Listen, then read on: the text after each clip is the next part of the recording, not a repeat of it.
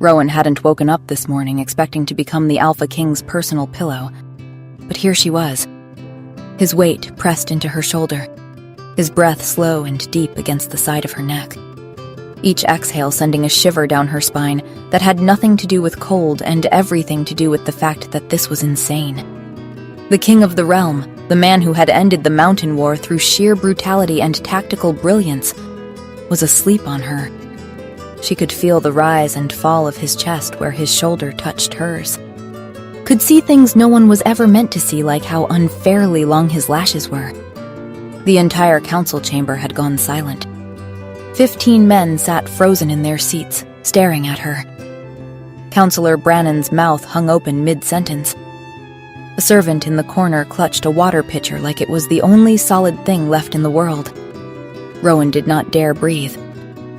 This was not how the afternoon was supposed to go.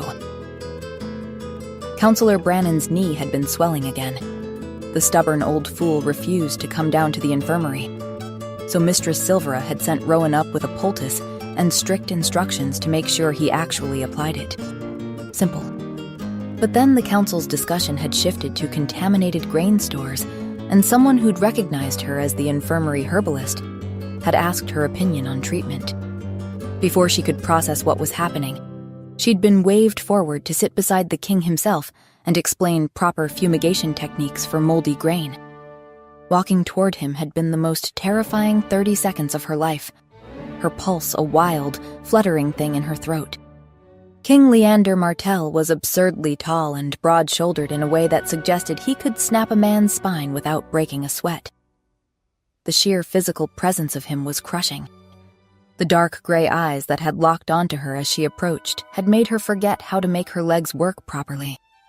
She'd lowered herself onto the bench beside him, and she'd had to grip her hands together in her lap to keep them from shaking. His gaze was a physical weight, pressing down on her shoulders, her chest, making it hard to pull in a full breath. It had been the most unnerving 2 minutes of her life. And then she'd seen it. The deep, bruised shadows beneath his eyes, the hollow carved into his cheeks that shouldn't have been there on a man his age. The rumors said His Majesty never slept. Looking at him up close, Rowan had believed every word. But she had not expected his breathing to deepen as she spoke, or for his head to tip slowly until his temple came to rest against her shoulder. The moment his weight settled against her, the world narrowed to the warmth of him soaking through her sleeve. The impossible reality that the Alpha King had just passed out on a nobody herbalist in front of his entire council. Panic arrived a beat later. What was she supposed to do? The silence spread like spilled water, and now every single person in the room was staring at her with varying degrees of shock. Corbin, the king's beta, rose slowly from his seat and mouthed very clearly, "Whatever you do, do not move." Rowan's eyes went wide. Easy for him to say. He didn't have a mountain of a warlord pinning him to a wooden bench while needing to sneeze. She held her breath. The urge retreated. Barely. 20 minutes crawled by like 20 years. Her shoulder ached. Her spine had gone stiff. She stared straight ahead at the moth-eaten banner on the opposite wall and tried to think about anything other than the fact that the king's hair was softer than she'd expected. His weight only grew heavier as he sank deeper into sleep, and she sent Corbin a desperate, imploring look. The beta leaned forward slightly, his voice pitched low enough that only she could hear. "The Alpha never sleeps. Certainly not for so long." Rowan blinked at him. So long? It had been 20 minutes. A lifetime to her, maybe, but hardly what anyone would call a proper rest. She glanced down at the king, at the way sleep had softened the hard line of his mouth into something almost gentle. Something in her chest did an odd, uncomfortable twist. Fine, she could sit a little longer. Eventually, after what genuinely felt like an hour, Corbin rose and gestured. A guard approached, moving with the exaggerated caution of a man trying not to wake a sleeping wolf, and together they eased the king back against his chair. The moment his weight lifted, Rowan nearly sobbed with relief. Corbin waved her toward the door. She stood on shaking legs and fled. She made it maybe 2 minutes down the corridor before the beta caught up with her. "The king is already waking," Corbin said, low and urgent. Rowan stared at him, wondering what she was meant to say to that. "My condolences?" she offered. The look Corbin gave her suggested that was not the right thing to say. "What did you do?" he asked. "How did you manage it?" "Manage what?" Rowan asked. "How did you make him sleep?" Rowan gaped at him. "I didn't do anything. I just sat there." The beta's expression didn't shift, but the silence that followed felt far too heavy. "People fall asleep sometimes," Rowan added, suddenly nervous. "Not him," Corbin muttered. A chill crawled down her spine. "Are the rumors true, then? The ones that say he doesn't sleep?" Corbin ignored the question. "Stay in the castle," he said instead. "Don't leave the grounds. I'll be in touch shortly." "Wait, do you think—" Rowan hesitated. "Is he going to be angry?" "I don't know how the king will react," Corbin said quietly. "So don't tell anyone what happened here. Understood?" He left before she could respond. Rowan stood alone in the empty corridor, her pulse still racing, and felt the first cold flicker of genuine fear. She hadn't thought the king would be angry with her. It wasn't her fault he'd fallen asleep. But if he was embarrassed and looking for someone to blame, her stomach twisted. That night, she dreamed of being dragged to the executioner's block for crimes against the crown. Specifically, being the king's pillow. And not a very comfortable one either, the king said in her dream, right before the axe fell. She woke with her heart pounding and her sheets twisted around her legs like a noose. The morning light was still gray and thin when someone knocked on her door. A guard stood in the corridor, his face carefully blank. "You're being summoned," he said, "by the king himself." Chapter 1. The waiting room was small, windowless, and smelled faintly of old wood and anxiety. When Corbin stepped inside, Rowan's heart lurched into her throat. "Miss Rowan," Corbin said, his voice calm. Too calm. "Thank you for waiting." "Is it true I'm being summoned by the king?" Rowan gulped. "Almost," the beta replied. "I've summoned you in his name." "Would you be willing to sit with the king during a private meeting?" He paused. "An experiment, if you will." She stared at him. "Why?" It came out as a squeak. Corbin didn't answer. The walk to the king's office felt like a funeral march. Rowan's pulse hammered in her ears with every step. "He's going to recognize me. He's going to remember. He's going to know I was the one who accidentally made him sleep like a baby in public somehow." Corbin stopped at a heavy oak door and pushed it open. The air was thick with old parchment, the narrow windows letting in only thin gray light that seemed to die before it reached the corners. And behind the desk, head bent over a report, sat King Leander Martell. He didn't look up. Didn't acknowledge the door opening. Didn't acknowledge Corbin's presence. Didn't so much as twitch when Rowan stepped inside. Does he know? She wondered. Does he remember what happened yesterday? Is he mad at me? "Here," Corbin murmured, gesturing to a chair along the wall.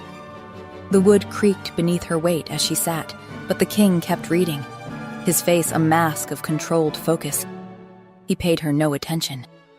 Rowan pressed her hands together in her lap. The fire crackled. The clock on the mantel ticked. The king turned another page. Maybe he doesn't know, she thought. Maybe Corbin didn't tell him.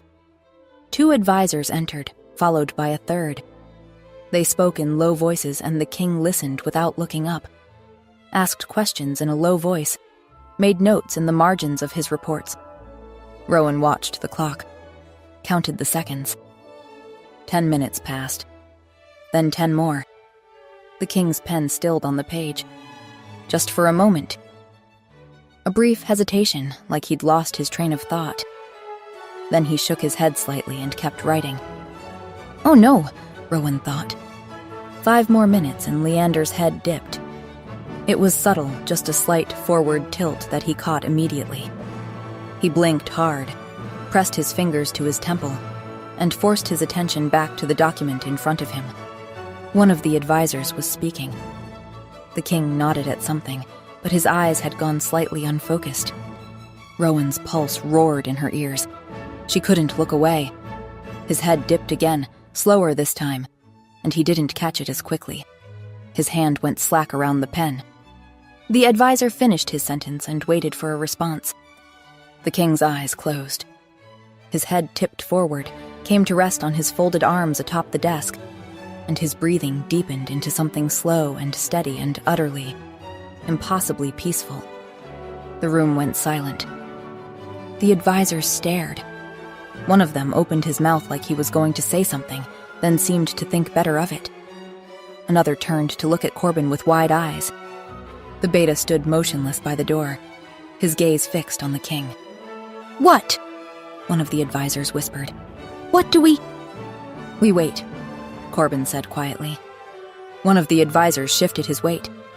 The beta's gaze snapped to him, sharp and warning, and the man froze. Minutes crawled by. Then an hour. Then 2. The advisors filtered out one by one, and the office fell into heavy silence.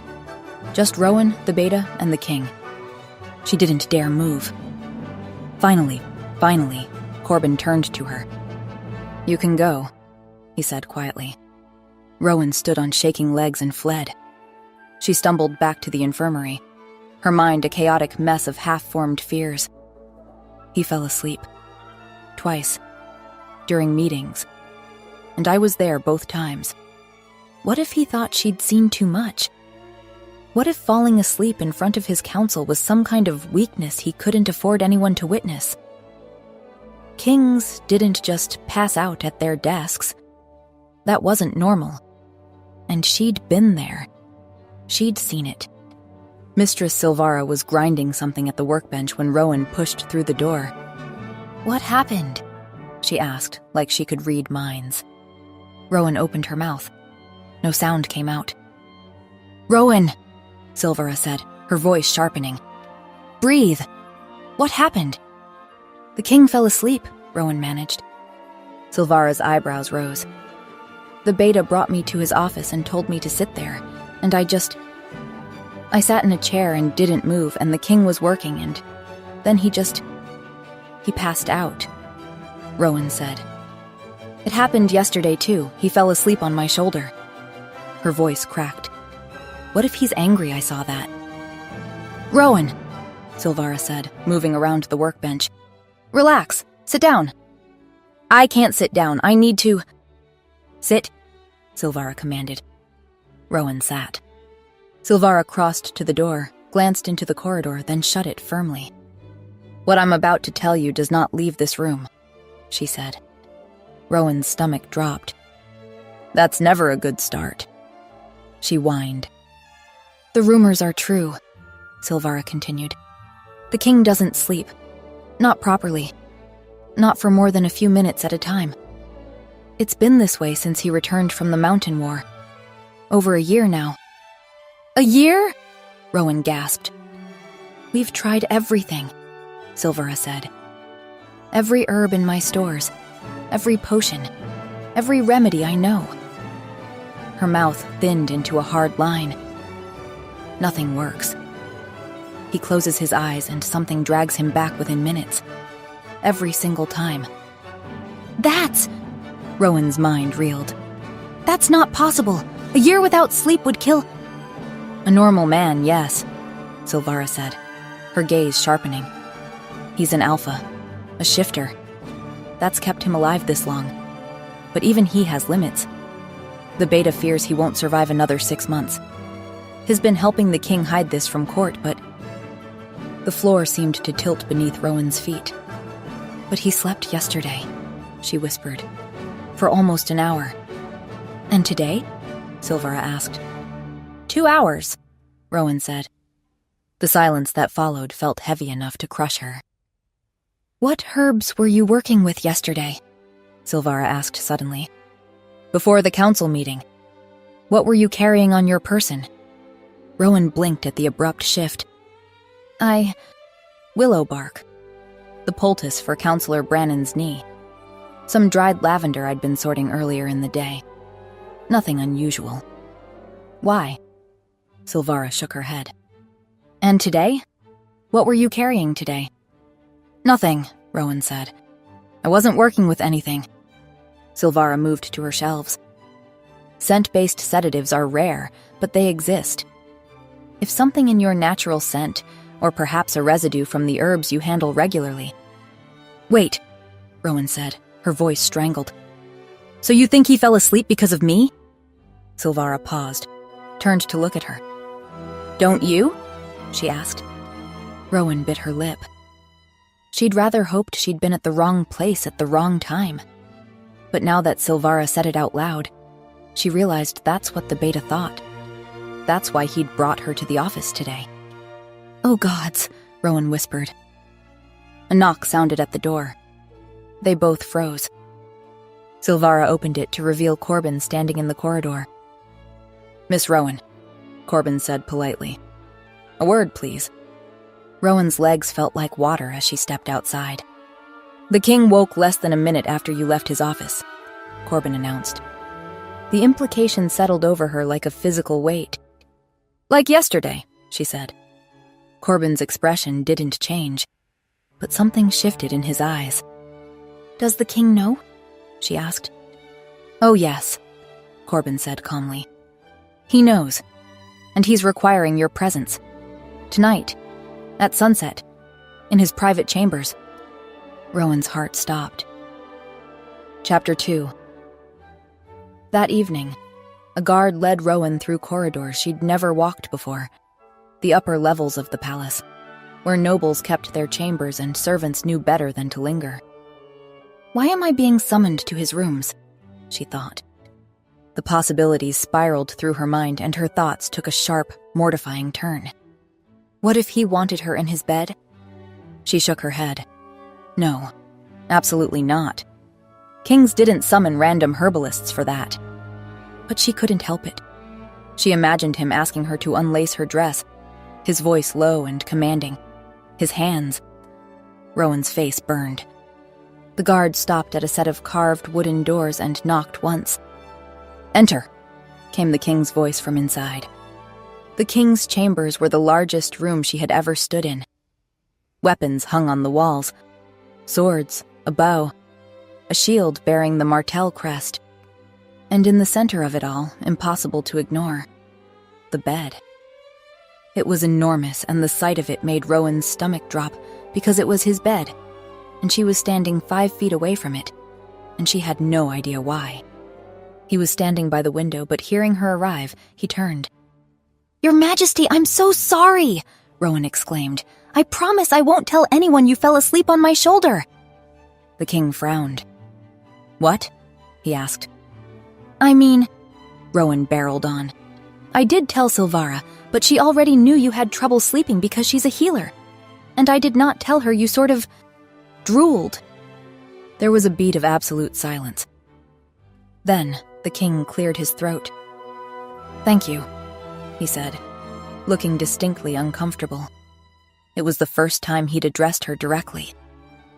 His voice was lower than she'd expected, quieter, and it sent a shiver down her spine.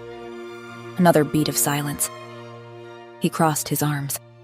The movement drew her attention to the breadth of his shoulders. This is a practical arrangement, he said, his tone clipped. No one speaks of this outside these rooms. Is that understood?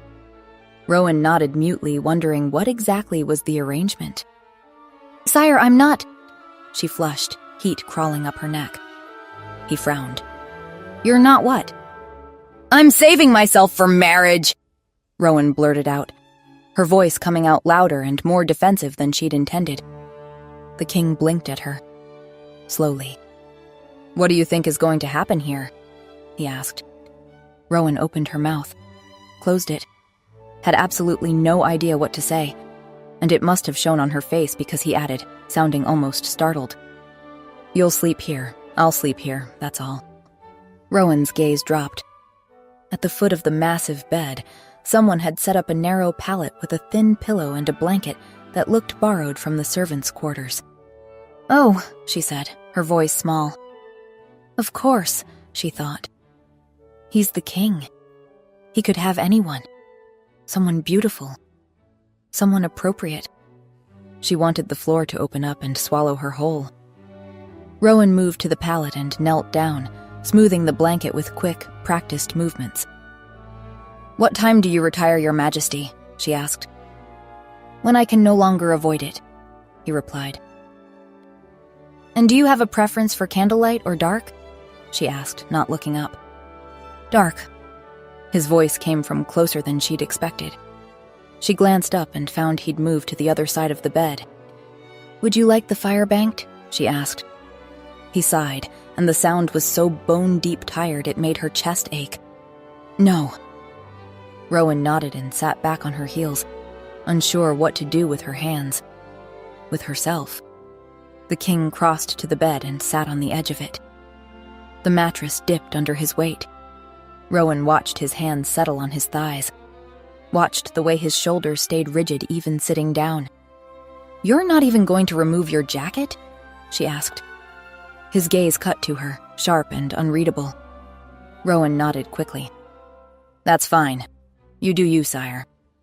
Something flickered across his face, the ghost of amusement, but it was gone before she could name it. He lay back on the bed, boots and all, and stared at the ceiling. Rowan stood and moved to the candles. Her hands shook as she pinched out the flames one by one. The room dimmed. She lay down on the pallet, her back rigid, her hands folded on her stomach, and tried not to think about the fact that she could hear him breathing. Deep, controlled breaths, in and out, steady and deliberate. Minutes passed. She counted them, tried to focus on the rhythm of the fire crackling. Rowan stared at the ceiling and tried to relax. Failed completely. More minutes passed. The king's breathing changed. It was subtle, a slight deepening, a loosening in the rhythm. Rowan turned her head carefully and looked toward the bed. His hand had gone slack against the mattress. The rigid tension in his shoulders had eased. He was asleep. 20 minutes. That's all it had taken. The fire crackled, casting shifting light across his face, and Rowan couldn't look away. He was beautiful. The fire burned lower. The light shifted from gold to amber to deep red. His breathing stayed steady. Rowan watched the rise and fall of his chest and felt something settle in her own. A strange sort of wonder. She was still watching him when his breathing changed again. Not deeper. Rougher. Rowan sat up, her pulse spiking. The king's head turned sharply to one side. His hands clenched into fists against the sheets. A low sound escaped his throat and his entire body went rigid. He was having a nightmare. Rowan scrambled to her feet on instinct and reached for his shoulder without thinking. "Your Majesty." She blinked, and when her eyes opened, she was somewhere else. Somewhere cold, surrounded by fog. Thick and gray and utterly still, pressing in from all sides. The air smelled of damp stone and ash. Trees surrounded her, but they weren't right. Too tall, too skeletal, their branches reaching like fingers against the white sky. "Where am I?" The words came out as a whisper. The silence was suffocating. No wind, no birdsong, nothing. Except something moved in the fog. A presence. Patient. Hungry. Aware. "Hello?" Rowan called out, her heart hammering. Her voice disappeared into the fog like it had been swallowed. Rowan turned. The king stood 10 feet away, staring into the fog, at the thing she couldn't see. His face was expressionless, but his hands were clenched at his sides, his knuckles white. "Your Majesty?" Rowan called out. He didn't move, didn't acknowledge her. "Your Majesty!" She took a step toward him, panic rising in her throat. The thing in the fog was closer now. She could hear it. Footsteps, slow, deliberate, coming through the trees. The king didn't react. Rowan grabbed his hand and pulled. She blinked, and they were back. The king's chambers, the dying fire, the warm amber light. Rowan was standing beside the bed, her hand still on the king's arm. He was asleep beside her, his breathing steady again, his face peaceful, like nothing had happened. She pulled her hand back slowly, her heart racing, and stared down at him. What just happened? She wondered out loud. Chapter 3. Rowan's eyes opened slowly, adjusting to the dim gray light of early morning. The king was staring at her. He stood by the window, fully dressed, silhouetted against the pale dawn light. She sat up quickly. Your Majesty, is something wrong? He seemed to startle slightly, and a faint flush crept up his neck. Not at all, he said. There was a pause, awkward and heavy then. This arrangement continues until further notice. The infirmary will manage your absence during the evenings. Rowan blinked at him, still half asleep, trying to process the words. He'd slept through the night. No more thrashing. No more nightmares. Or had there been a nightmare? Had she imagined the whole thing? That strange, foggy place? So you've slept well then? She asked carefully, searching his face. The king's flush deepened, and he looked away, toward the window. Yes, thank you. He cleared his throat, and she watched his Adam's apple bob. Thank you for your services, he added. His discomfort was so palpable she could feel it across the room. My pleasure, Your Majesty, Rowan said, then caught herself. I mean, not pleasure.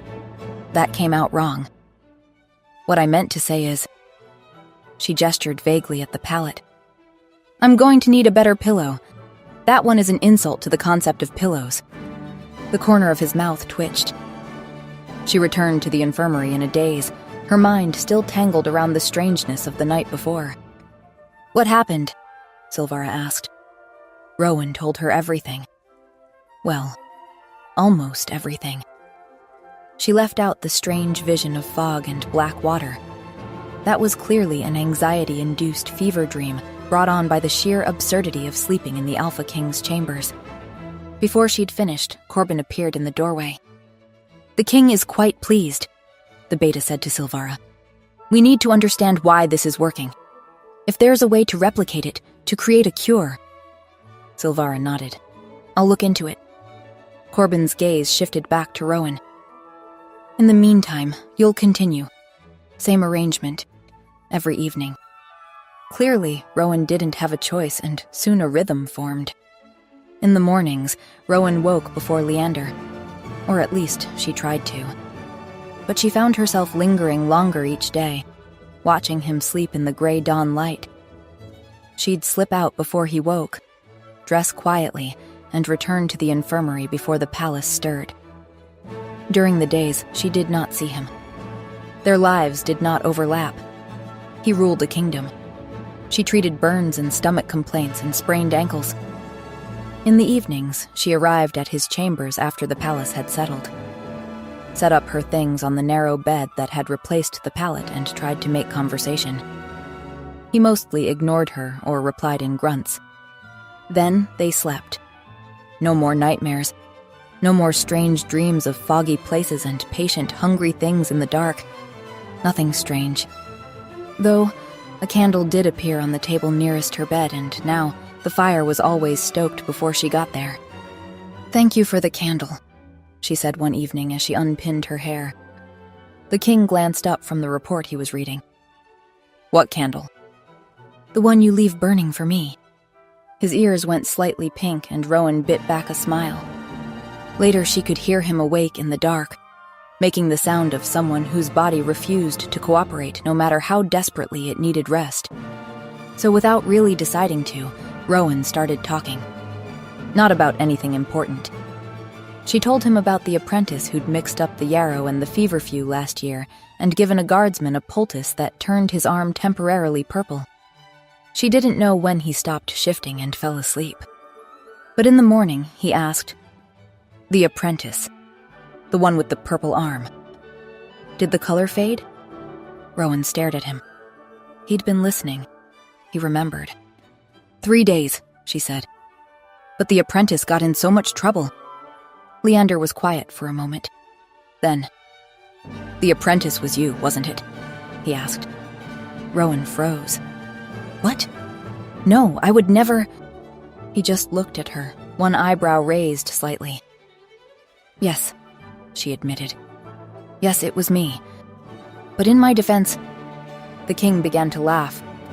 Rowan stared at him, startled and transfixed. Then she smiled. "We believe it's the scent," Silvara told her after a few weeks. Rowan blinked. "The scent?" The court healers have consulted the old records.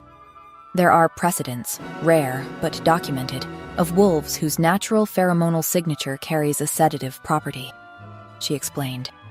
An omega-adjacent calming effect.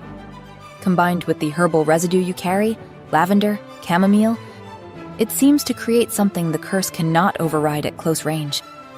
Silvara paused. The data suggests that maintaining physical contact through the night would give him the deepest, most sustained sleep, she added. The implication hung in the air. "Are you saying I should cuddle the king?" Rowan asked. Silvara's expression didn't flicker. "I'm saying if you want to help him, you need to start sleeping closer to him." Leander resisted the suggestion, predictably. He was not going to be coddled. He was not an infant who needed holding. The refusal lasted 2 days. On the second night, he had a bad nightmare, and Rowan took his hand. His fingers closed around hers, desperate, tight, and within minutes, the nightmare released him. In the morning, he said, "Fine. Just that." But now Rowan was preparing herself to sleep in the king's bed. She stood in his chambers that evening, staring at the massive piece of furniture like it might swallow her whole. "You have 4 pillows," she said, "arranged in a fortress-like configuration." "Is that a problem?" Leander asked. Rowan opened her mouth to respond and then stopped, because he'd started removing his shirt. She'd been carefully not looking for weeks now, averting her eyes when he changed, focusing very intently on literally anything else. But now she was going to be in his bed, and there was nowhere else to look, and... He shrugged the shirt off his shoulders, and it pooled on the floor. Rowan gaped. His shoulders were broader than she'd realized, tapering down to a narrow waist, and when he moved, she could see the play of muscle beneath his skin. He caught her staring, paused. "I can put it back on if you'd prefer," he said. "No!" she exclaimed. "Not at all! I mean, you don't have to. I mean, whatever you'd like." She grimaced, feeling heat flood her entire body. Leander sat on the edge of the bed slowly, his expression softer than she'd ever seen it. "Thank you," he said quietly, "for being here. And I'm sorry you have to do this." "It's my job," Rowan managed, trying very hard not to let her gaze drop. "Healer and all." He gave her a kind look. "I doubt your job description includes getting into bed with a man who isn't your lover." She became all flustered at the word lover. "Or getting accused of being the king's mistress when you are not," Leander added, his voice low and rough. "That I am not, indeed," Rowan replied, far too loudly.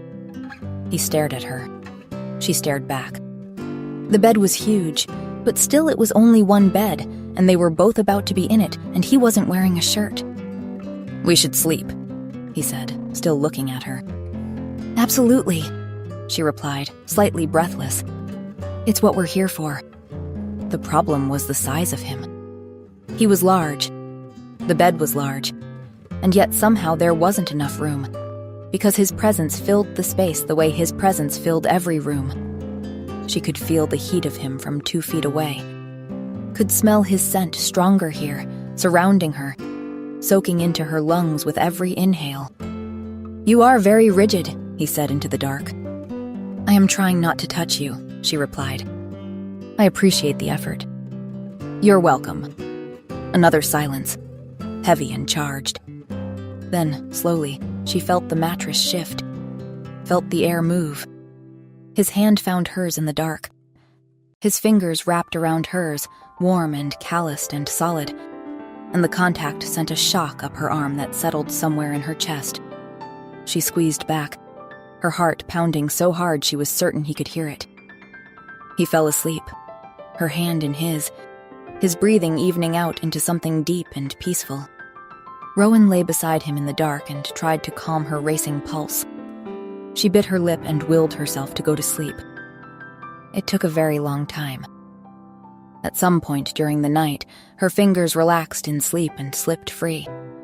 He jolted awake within minutes, his breathing sharp and panicked, his body going rigid beside her. "I'm here," Rowan whispered, reaching for his hand again in the dark. But instead of taking her hand, he moved. She felt him shift, felt the mattress dip, felt strong arms wrap around her and pull her against his chest. He did it half asleep, not fully conscious, just a reflexive movement that settled her against him like she belonged there. Rowan didn't go back to sleep for a very long time. Chapter 4. A week later, Rowan woke in the Alpha King's arms, and for a few blissful, half-conscious seconds, it was heaven. His chest was warm against her back. His arm was wrapped around her waist, holding her close. She could feel his breath against her hair, and her body fit against his like it had been designed for exactly this purpose. Then her brain caught up with her body and panic flooded in. What is he going to do when he wakes up? She tried to shift away carefully, slowly, but the moment she moved, his arm tightened around her. He made a low sound in his sleep and pulled her closer, tucking her more firmly against his chest. Rowan bit back a moan. She could feel everything. The warmth of his bare skin where her nightgown had ridden up slightly. The steady thump of his heartbeat against her shoulder blade. The way his hand had spread possessively across her stomach. And beneath the panic there was a pull. Deep and aching and impossible to ignore.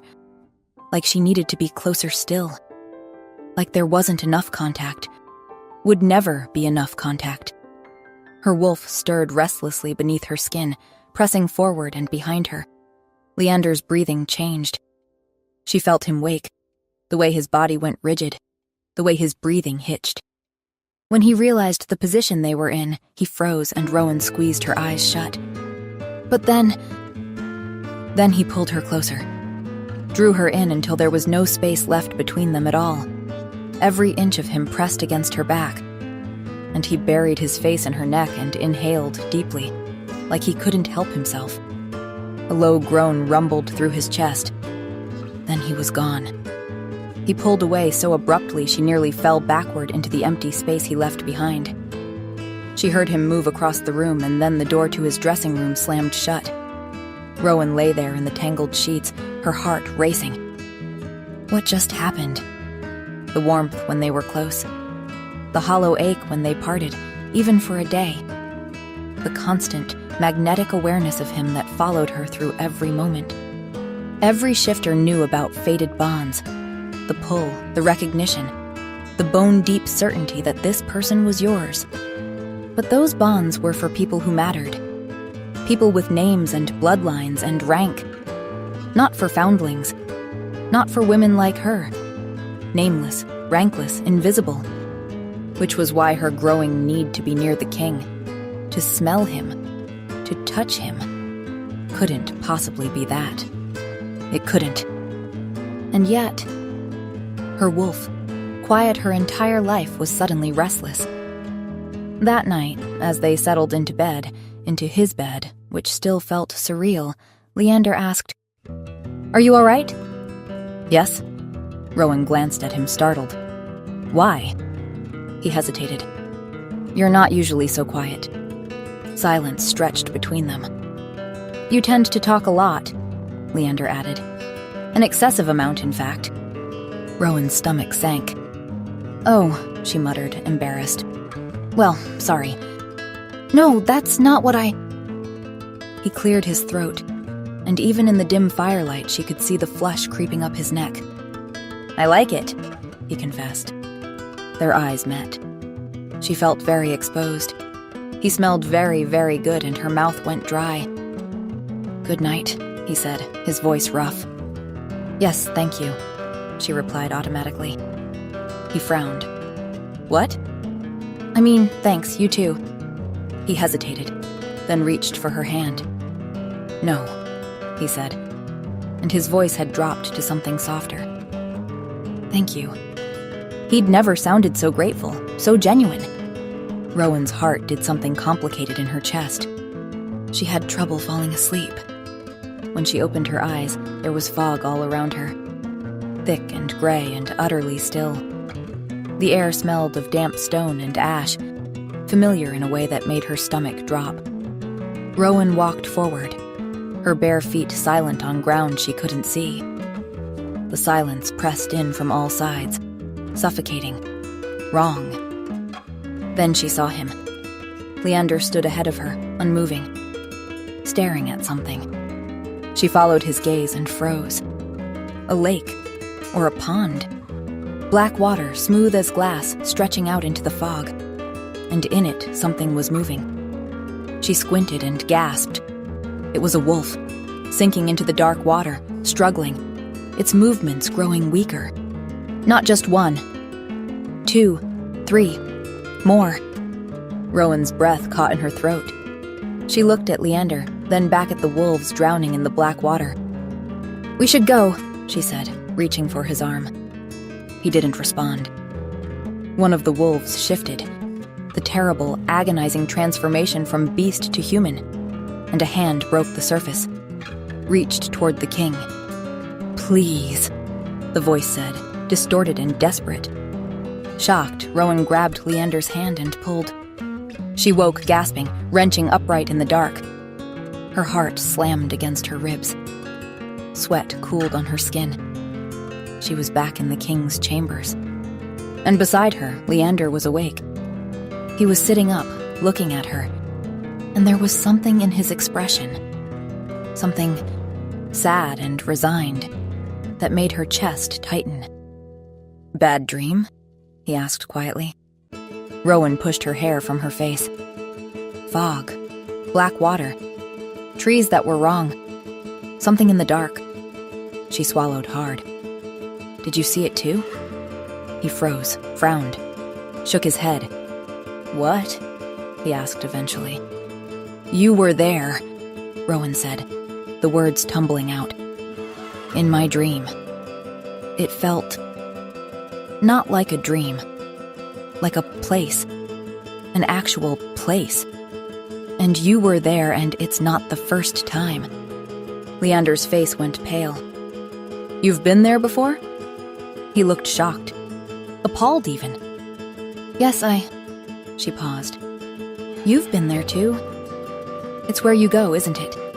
It's why you don't sleep." He moved away, swung his legs over the side of the bed and put his head in his hands. She knew she was right. "Why didn't you say anything?" Rowan demanded, her voice rising. "The healers, the council, Corbin, they've all been trying to help. I've been trying to help. You should have said—" "It wouldn't have changed anything," he interrupted, his voice flat. Rowan clenched her fists in the sheets. "You don't know that. I've been able to follow you there too, haven't I? With this information, we can—" He flinched. "You should go," he said. The words cut through the air like a blade. Rowan stared at him. "You want me to go?" She watched the line of his shoulders, the tension coiled in his back. "Go," Leander said again, still not looking at her. "I didn't think—" He paused. "I don't want you getting stuck in that place too." "I wasn't stuck," Rowan began. "But what if you are?" He turned to face her finally. "What if instead of helping me, you're being contaminated by me? What if I pull you in and you can't get out?" She shook her head, reaching for him. "Your Majesty, you don't know that—" "Go," he said. She tried to touch him, but his hand shot out, catching her wrist. "It's an order," he said, meeting her eyes. "Leave." The word came out as a roar, echoing off the stone walls. Rowan flinched back like she'd been struck. For a moment, They stared at each other across the bed. Then she fled. She grabbed her robe with shaking hands and ran from the room, his rejection ringing in her ears. The door slammed shut behind her. In the empty corridor, she pressed her back against the cold stone wall and tried to breathe through the ache in her chest. He'd sent her away. To protect her, maybe. But he'd sent her away all the same. And she had no idea how to fix this. Chapter 5. It had been a week since Leander had ordered her out of his chambers. 7 nights since she'd slept in his bed, felt his warmth beside her, heard his breathing steady in the dark. 7 days of nothing. She hadn't been let inside his rooms again. Hadn't seen him anywhere either. It was like he'd vanished entirely, and the palace felt colder for his absence. Rowan was worried, because if he wasn't sleeping, if he was back in that terrible place every night with no one to pull him out, she couldn't finish the thought. Rowan found Silvara in the infirmary's back room, grinding dried valerian root with practiced efficiency. "There's something you should know," Rowan said, closing the door behind her. "About the king." Silvara looked up. "Go on." "He goes somewhere at night." "A place," Rowan said, the words tumbling out. "A strange, foggy place?" "I've been there too. Twice now. The air smells like damp stone, and there's this oppressive silence, and the fog swallows everything." She took a breath. "It feels like death, Silvara. That place feels like death." Silvara was quiet for a long moment. "It sounds like a curse, mostly," she decided. Rowan blinked at her. "A curse? You think magic takes him to this place?" "It takes his mind, not him," Silvara said, wiping her hands on her apron. "You don't see him disappear at night, do you? It sounds like a mind prison. And that sounds like magic to me." She paused, studying Rowan. "What's strange is that you've traveled there too. Any idea why that is?" "No," Rowan said too quickly. She didn't want to talk about the pull she felt for him. The ache of his absence in her chest, or the way he'd scented her that morning. The desperate hunger in it. She didn't want to be told she was imagining things that weren't there. So Rowan didn't talk about it. But her body betrayed her anyway. She became restless in his absence. Her wolf, quiet and docile her entire life, was suddenly agitated. She couldn't settle. Couldn't focus. Couldn't breathe properly. The migraines started and she had to work with the curtains drawn, the room dim and closed. Then came the weight, a crushing heaviness in her chest. And beneath it all, a constant, gnawing anxiety that had no name and no cure. She caught glimpses of him occasionally. A flash of dark hair across the courtyard, his tall frame unmistakable even at a distance. But he never looked at her, never made eye contact, never acknowledged her presence at all. And so the ache got worse. By the 7th day, she could barely stand upright. Counselor Brannan sent for her that afternoon, his knee again swelling and painful. Rowan gathered the necessary supplies. Each movement took more effort than it should. The corridor seemed to stretch longer than usual as she made her way to the council chambers. The door was open. She could hear voices inside, Brannan's gravelly tone complaining, Corbin's measured responses, and beneath it all, a voice that made her heart lurch with desperate relief. Leander. Rowan paused in the doorway. He was there, at the head of the long table, surrounded by maps and correspondence. She took a breath and stepped inside. "Your medicine, counselor," she said. She crossed toward Brannan, acutely aware of Leander's presence to her left. She glanced at him as she passed. He didn't look up. His gaze stayed fixed on the document in front of him, his jaw tight, his posture rigid, like she wasn't there at all. The ache in her chest intensified. Rowan reached Brannan's side and set down her supplies on the table with a soft clink of glass against wood. Her hands trembled slightly as she prepared the compress. She could feel Leander across the room, could sense every breath he took, but he wouldn't look at her. She tried again, lifting her gaze as she worked, willing him to meet her eyes. Nothing. He turned a page. The weight in her chest grew heavier. Her vision swam slightly at the edges, gray creeping in. The room felt too warm suddenly, the air too thick. "Counselor, if you'll just..." she started, reaching for his knee. The world tilted. It happened fast. Her vision went white at the edges, then gray, then black. She heard the tincture bottle hit the floor. She heard her name. Rowan!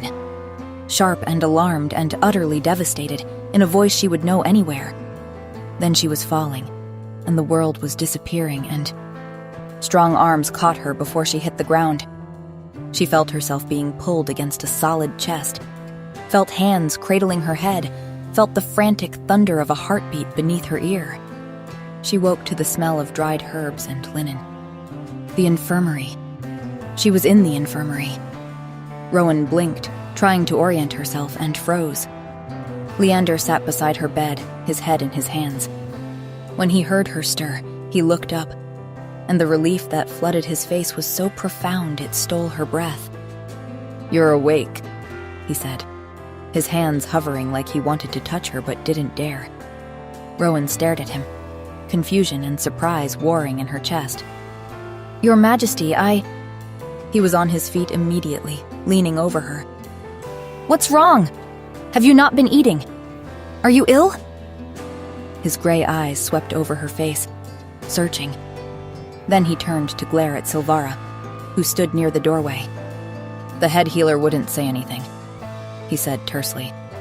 "Doctor-patient confidentiality," Silvara confirmed. Leander's growl was low and dangerous. "I deserve to know what's wrong with my..." He stopped himself, his jaw clenching. "With Rowan." He turned back to her. "Have you woken up there again? In the hollow?" "In the what?" Rowan blinked. "It's what I call the place," Leander started. "The foggy place?" Rowan frowned. "Well, I suppose the hollow sounds better." Leander snorted, but he still looked worried. "Have you woken up there?" he insisted. Silvara looked curious too, her sharp gaze fixed on Rowan's face. Rowan didn't want to lie. But he wouldn't tell her anything, wouldn't let them help. He'd been keeping this secret, and look where it had gotten them. Her passed out on a council room floor, him looking like he hadn't slept in days. It wasn't nice to lie, but... "I mean, maybe," she said, adding the saddest pout she could manage. "I'm not sure. It's all a blur?" Leander's face fell, while behind them Silvara, who wasn't buying it, mouthed, "Sneaky!" to Rowan. "I knew it," the king said. "This is all my fault." Silvara jumped in smoothly. "Your Majesty, perhaps now would be a good time to finally tell us, the healers who've been looking for a way to help you, about this hollow." When Leander looked defensive, she added, her tone gentle but firm. "For poor Rowan's sake, if anything." Leander sank back, his shoulders dropping, the fight going out of him. "The Steel Claw Pack," he said, his voice low and controlled, each word carefully measured. "A rogue settlement on our borders, led by an alpha named Ragnar who believed the throne had abandoned the borderlands. He and his people kept attacking, raiding villages, killing innocents." His hands clenched into fists. "I tried to negotiate a treaty. It failed. Ragnar wanted blood." He paused, swallowing hard. "So, there was blood. There was war." He sighed, his jaw tight enough that Rowan could see the muscle jumping beneath the skin. "I ordered a march on the Greyclaw settlement because every other option had been exhausted. There was a battle." Another pause, heavier this time, and when he spoke again, his voice had dropped to barely above a whisper. "There was so much blood." "Is that where Ragnar lost his life?" Silvara asked. Yes, Leander said, not looking at either of them. I offered him surrender. He wouldn't hear it. Rowan watched his face, saw the weight of it pressing down on him. There was a witch, he continued. Viel, Ragnar's mother. She cursed me, spat it through blood and broken teeth. Every night the dead will find you. Rowan gaped at him. Wait, so you knew? You knew you couldn't sleep because of some curse? Why didn't you tell us? Because it wouldn't have changed anything, Leander said, his voice rough. His jaw was tight enough to crack. Rowan reached out and took his hand, wrapping her fingers around his. Silvara stepped forward, her expression thoughtful. I know of this witch. I know of these types of curses. The magic isn't that strong, or shouldn't be. It should have broken by now. Or at least, it shouldn't make you so sick that you can't sleep at all. She frowned, her fingers tapping against her crossed arms. It's strange that it's still going. Rowan squeezed his hand. Let me help, please. Let us help. Leander shook his head, pulling his hand gently from hers. I'll do my best to fight the curse, but I won't have you sleep near me, he said. I won't risk pulling you into that place again. But, Rowan started. No, he said, his voice firm. He stood, putting distance between them, his expression shuddering closed. I won't argue about this. He turned and left the infirmary without looking back. Silvara waited until his footsteps had faded down the corridor before turning to Rowan with a knowing look, one eyebrow raised. Lying about having nightmares, she said mildly. Crafty. Rowan had the grace to look guilty. He wouldn't let us help otherwise, she defended. You're much the same, he and you, Silvara observed. Rowan startled, because Silvara was comparing her to a king.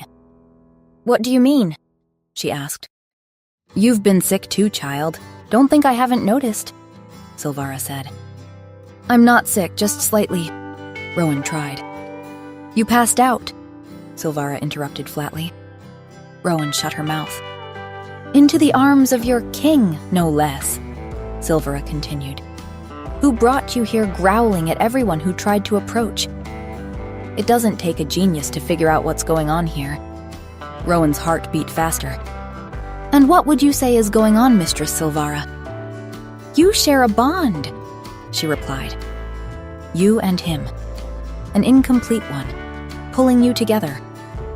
The harder you resist, the harder it will pull. Rowan's face burned. No, but he doesn't want me. He doesn't want me sleeping beside him, she protested. Silvara rolled her eyes and leaned back in the chair. Because he seeks to protect you from his curse. Uselessly, might I add. The bond is forming whether either of you accepts it or not. But if his curse isn't stopped, he'll die. She paused, letting the words sink in. And because of the growing bond you share with him, you'll die too. Rowan stared at her. Chapter 6. Rowan shook her head. We don't share a bond. That's not possible. Silvara gave her a look that said she wasn't fooling anyone. Don't lie to me, child. If this goes on, you will definitely not survive his death. But you can still save yourself. Rowan's breath caught. Save myself, Silvara sighed. Kid, ever since you were dropped on the castle's steps as a babe, you've been doing all you can not to take up room. Not to cause trouble. Rowan swallowed hard around the lump forming in her throat, because that felt true in a way that hurt. Worse, Silvara continued. You've been trying to be useful. All your life, useful to others because you think you don't deserve anything otherwise. But you are more than what you can give others. You deserve a life. For you. She squeezed Rowan's hand. Leave, she said. Protect yourself. Rowan stared at her, scandalized. I won't abandon His Majesty. If we do share a bond, then me leaving would hurt him. On top of his curse. She shook her head, her voice fierce. I can't leave him to die. You love him, Silvera sighed. Rowan didn't deny it. The words hung in the air between them, true and terrifying and undeniable. He will not let you help him, Silvera said. You can't save someone who doesn't want to be saved. Rowan's jaw set. Watch me, she declared. She found Corbin in his office, a small room off the main corridor lined with maps. My lord, I'm sorry to come unannounced, Rowan started, ready to launch into the argument she'd been preparing the entire walk over. Actually, I was going to call for you, Corbin interrupted calmly. Rowan barreled on, too nervous to stop. I know I'm just a nobody herbalist. Well, true, Corbin said, leaning back in his chair. But you are the king's mate. Rowan ignored him and went on. But His Majesty is being a stubborn ass and... She stopped, blinked. Wait, what did you just say? You, the king's mate. You two share a bond, Corbin said matter-of-factly. It's probably why you've been able to help him. Rowan felt exposed, laid bare, but also, strangely, almost touched that he'd noticed, that he acknowledged it. Go on, Corbin prompted, gesturing for her to continue. Right, Rowan cleared her throat. Do you think the king knows about the bond? Knowing him, he'll probably try to ignore it for your sake, Corbin said, his tone dry. Sounds about right, Rowan muttered under her breath. Corbin's mouth twitched. You want my help reaching him? Yes, please. This time, Corbin did smile. Small but genuine. All right. But then it's up to you to convince him to let you stay. Later that night, a guard escorted her through the dark corridors at Corbin's command. The palace was quiet, most of the household asleep. Their footsteps echoed off stone walls, and Rowan's heart beat faster with every step closer to his chambers. The guard opened the door for her without a word and left her there, alone.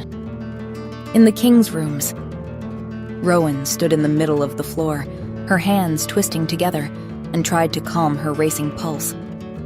She'd been wanting to get back inside this room for days, had ached for it, dreamed of it. But now that she was here, she felt less sure. What if he sent her away again? She moved to the bed and sat on the edge, smoothing her hands over the dark coverlet. The room smelled like him. It wrapped around her like a comfort and an ache all at once. She waited. When Leander stepped inside and froze, he stared at her like she was an apparition. Rowan? He asked, disbelieving. She rose quickly. Your Majesty. His hands clenched into fists at his sides like he wanted to reach for her, but was physically restraining himself. Rowan, it isn't safe for you to be here, he said. It isn't safe for me to stay away, Your Majesty, she replied, holding his gaze. Leander looked torn, his body rigid with tension. I'll be fine, you should... But how do you know I'll be fine? Rowan interrupted, moving closer. He stilled, watching her approach like she was something dangerous. She could see his pupils dilate, could see the way his breathing had quickened. The less time we spend together, the better, he said, almost pleading. It's safer. She stopped directly in front of him, saw the way his throat worked when he swallowed. That's not true, she said softly. She reached for him slowly, giving him time to pull away. He didn't. His eyes closed when her palm touched his cheek. We share a bond, you and I, Rowan said, her thumb stroking along his cheekbone. Which is precisely why you shouldn't be here, Leander said. Why you should run. Rowan studied his face. So you knew, she observed. About the bond? He snorted, a bitter sound, but his hand came up to cover hers. Of course I knew. How could I not? It's been days of your scent haunting me. I smell you everywhere. In the corridors, in the council chambers, on my sheets even though you haven't been here. I wake up reaching for you and you're not there and it feels like I'm dying. I can't think, can't focus, can't... Rowan kissed him. She surged up on her toes and pressed her mouth to his, swallowing the rest of his words, and he responded immediately, his hands coming up to cradle her face, tilting her head exactly how he wanted it. "We shouldn't." He paused against her lips, even as he walked her backward until her back hit the wall with a soft thud. "Do you not want to?" she asked breathlessly. Leander chuckled, low and rough. "Can you not feel how much I want to?" he asked, his breath warm against her mouth. "But I also want you safe." "I'll be safe if we stay together," Rowan said, biting her lip. "Being away from you, it—" "Don't say that," Leander protested. "It hurts me," she finished anyway. "It's why I fainted." "Rowan." Her name was a groan, agonized and longing. She kissed him again, pouring everything she felt into it, and he responded with equal fervor, his hands sliding into her hair. "If you don't leave right now," he said, "I won't be able to stop." Rowan looked up at him, at the conflict warring in his gray eyes. "If you want me to go, then make me go." He stared at her for one long, suspended moment. Then his mouth crashed against hers with renewed hunger, and this time, there was no hesitation. He lifted her, just picked her up like she weighed nothing, and she wrapped her legs around his waist on instinct. He carried her across the room, his lips never leaving hers, and laid her down on the bed, settling between her legs, his weight a welcome pressure.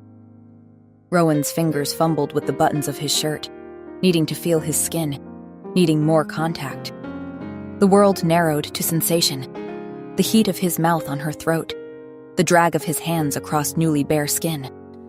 What followed was overwhelming in the best way, new and tender and passionate all at once.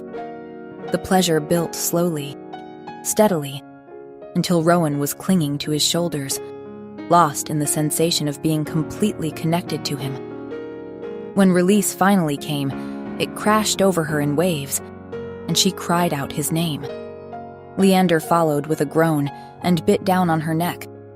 The mating bite, instinctive and claiming.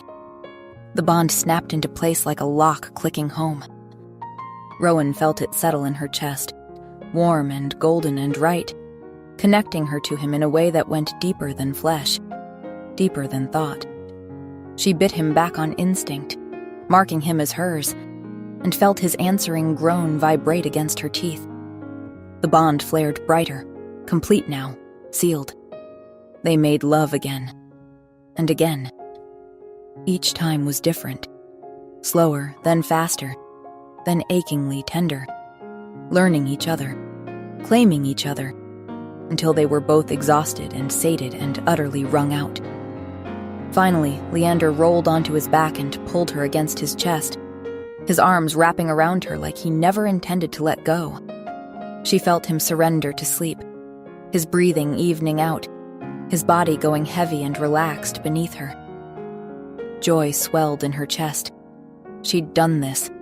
She'd given him this. He was sleeping peacefully with her in his arms. The future felt bright, possible. Rowan closed her eyes and let sleep pull her under. She woke up surrounded by fog. Chapter 7. The fog was alive. It moved with intention, pressing against Rowan's skin like hands in the dark, cold and invasive and wrong. The air smelled of ash and grief and the absence of hope. "Leander!" she called out, her voice swallowed almost immediately by the oppressive silence. This was never a nightmare, she realized with creeping horror. This was a prison, a cage built specifically to hold him, to break him, night after night after night. She found him on his knees in a clearing, if it could be called that, a space where the fog thinned just enough to see. "Leander!"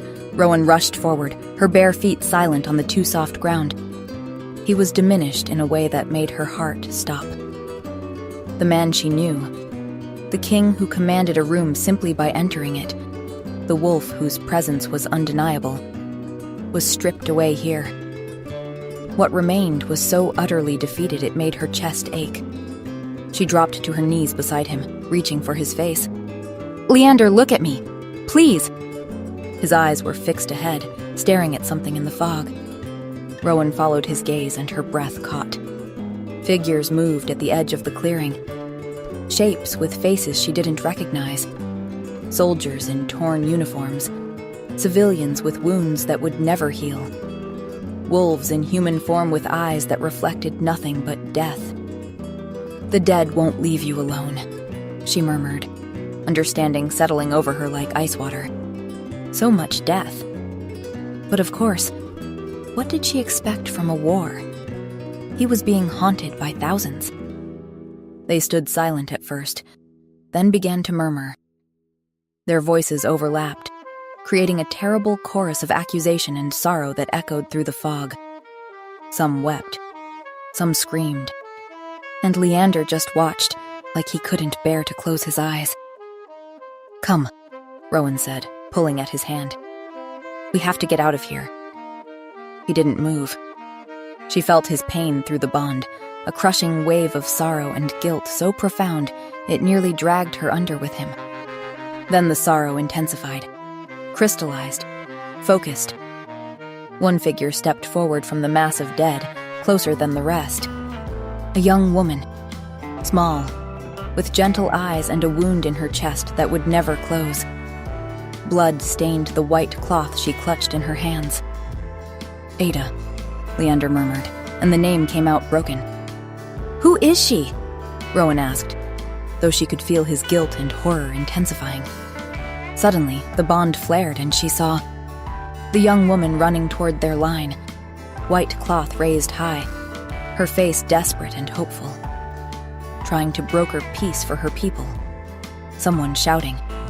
Chaos. The terrible moment of hesitation that lasted too long. And then she was falling, the cloth still clutched in her hands, surprise and betrayal written across her face. Leander holding her body afterward, horror seizing him as he realized what had happened, what he'd failed to prevent. "I'm sorry," Leander said to the ghost. She represented all the innocent lives lost, Rowan understood. Every civilian casualty, every unavoidable tragedy. They all wore her face in his mind. "Your Majesty, these are the casualties of war," someone had told him in that memory. An advisor, perhaps, trying to offer cold comfort. "She was a person!" Leander had roared in reply. Rowan's eyes filled with tears as she realized the full extent of what the curse did to him. It fed his sorrow. Worse, it fed his guilt. Took the wound that wouldn't heal and poured poison into it every single night. The ghost, Ada, spoke. Her voice was soft, patient, almost kind, which made it so much worse. "You could have stopped it," she murmured to Leander. "You should have seen me. A better king would have. This blood is on your hands." "No, it wasn't your fault," Rowan interrupted, shaking Leander's arm.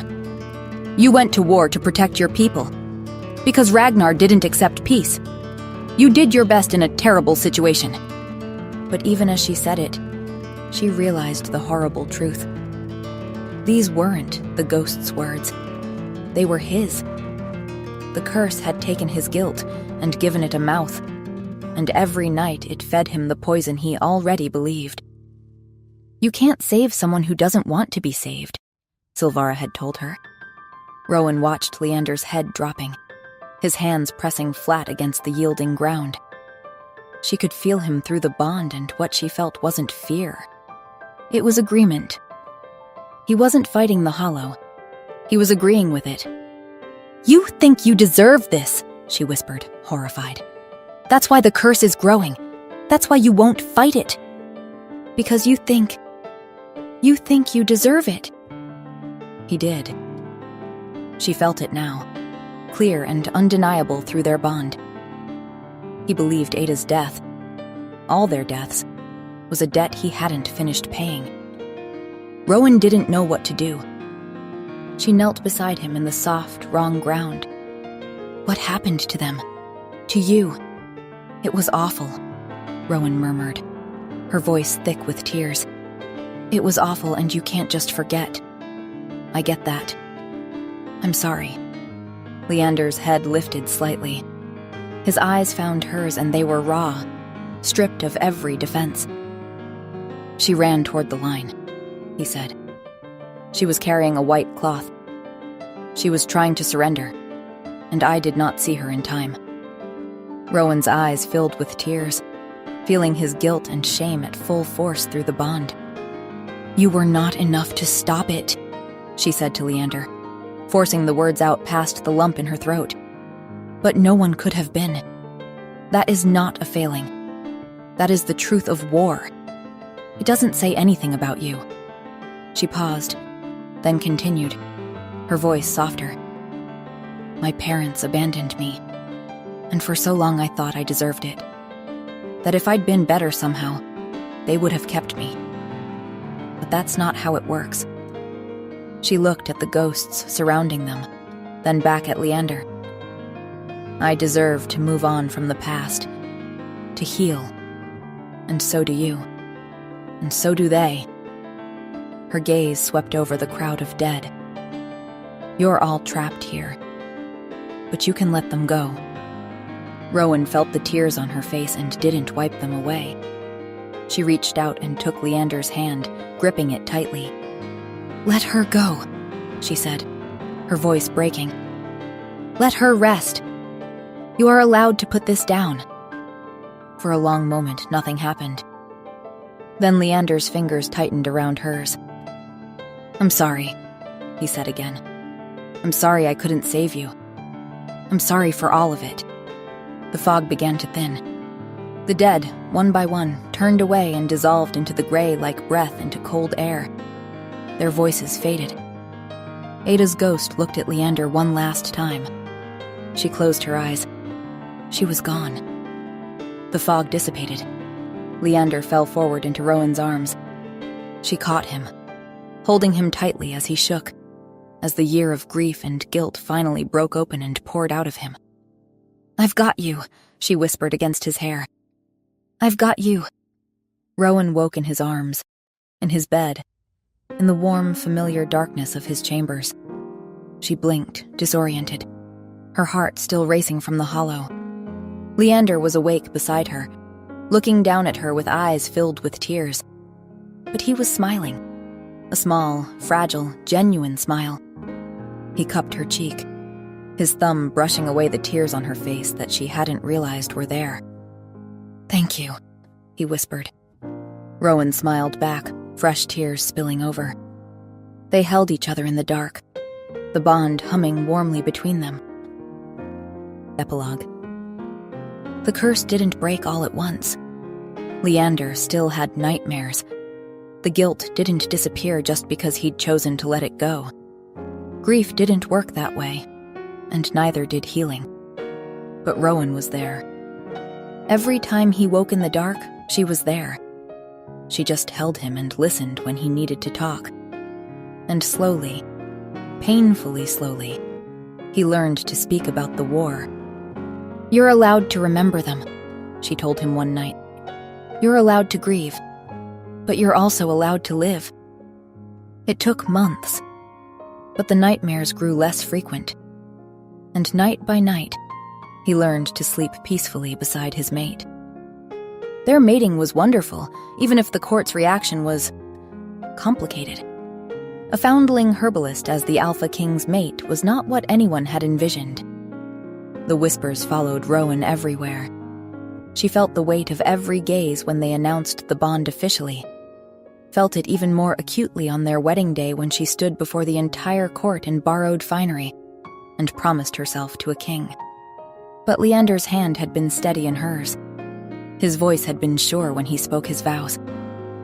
"They'll get used to it," he'd murmured against her temple afterward, holding her close in the privacy of their chambers. "If not, they can take it up with their king, who happens to be unreasonably fond of his mate." Now, months later, Rowan woke slowly to pale morning light filtering through the curtains. Leander was still asleep beside her, his face peaceful, his breathing deep and even. One arm was wrapped around her waist, holding her close even in sleep. No nightmares, no fog waiting to pull him under. Rowan watched him for a moment, warmth blooming in her chest. Then she settled back against his shoulder, letting her eyes drift closed. And they slept. Thank you so much for listening.